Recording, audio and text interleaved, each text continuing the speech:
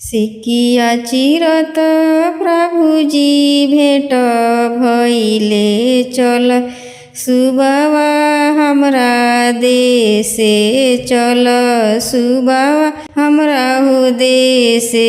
सिकिया चिरत प्रभुजी भेट भइले चल सुबावा हमरा देशे हो चल सुबावा हमरा देशे हो। कैसे में चली प्रभुजी रौरा देशे हो मम्मी छोरत मुँह हो लागे चाची छोरत मुँह हो लागे।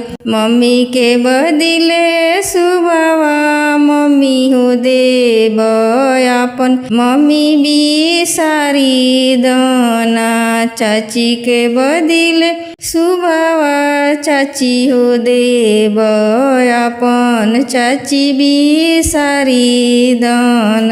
रौरो त मम्मी प्रभुजी गाली हो दिए चाची लुलु आई हो दिए चाची लुलु आई हो दिए।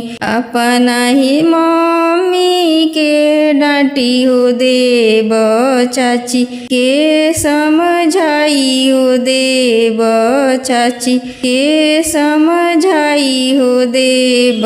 सिकिया चिरत प्रभुजी भेट भइले चल सुबावा हमरा देशे हो चल सुबावा हमरा देशे हो। कैसे में चली प्रभुजी रौरा देशे हो भाभी छोरत मुँह हो लागे दीदी छोरत मुँह हो लागे। भाभी के बदिले सुबावा भाभी हो देव अपन भाभी बिसारी दना।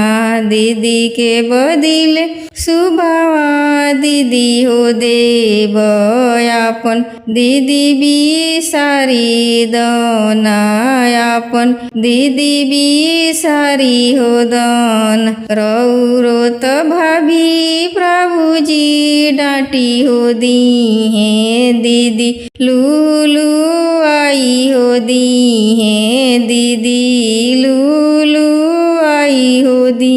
अपना ही भाभी के डांटी हो देव दीदी के समझाई हो देव दीदी के समझाई हो देव।